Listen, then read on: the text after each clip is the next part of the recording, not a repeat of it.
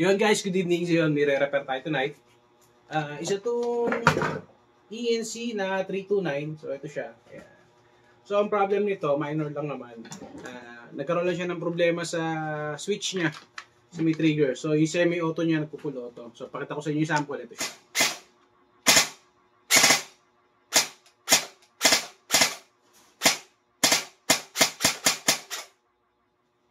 So yun, nakita nyo naman, kahit naka-semi yung switch niya, nagpo-full automatic pa rin siya. Yun yung i-repair natin sa kanya. So yun, simulan na muna natin. Disassemble na natin siya para makita nyo.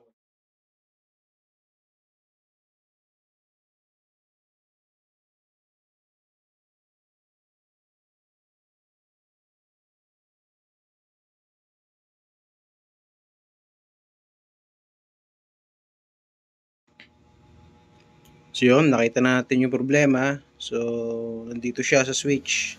May sapi na yung switch niya. So, yung lumang switch niya, yun, makikita niya may butas na. Then, meron siyang doble na nakalagay. Ito.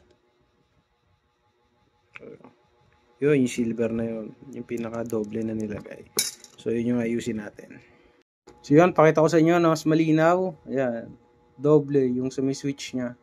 Kumbaga, sira na yung switch, sinapian na lang para mag-contact. Guys, ito yung internals niya.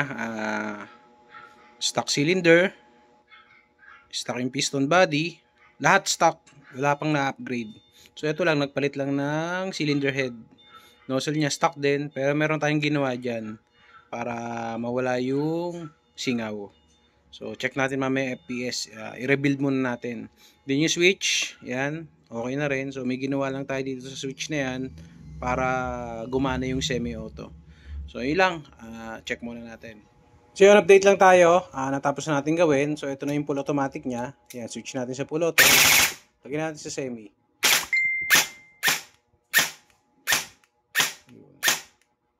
So yun, before natin i-assemble, before natin ikabit yung upper receiver, then test fire, check ulit muna natin para sure tayo na walang problema. So yun, semi, full, semi.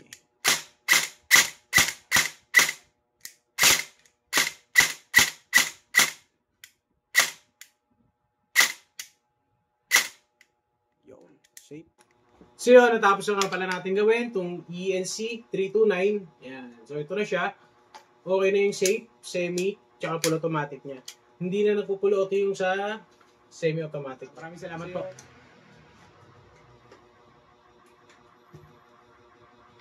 Alright.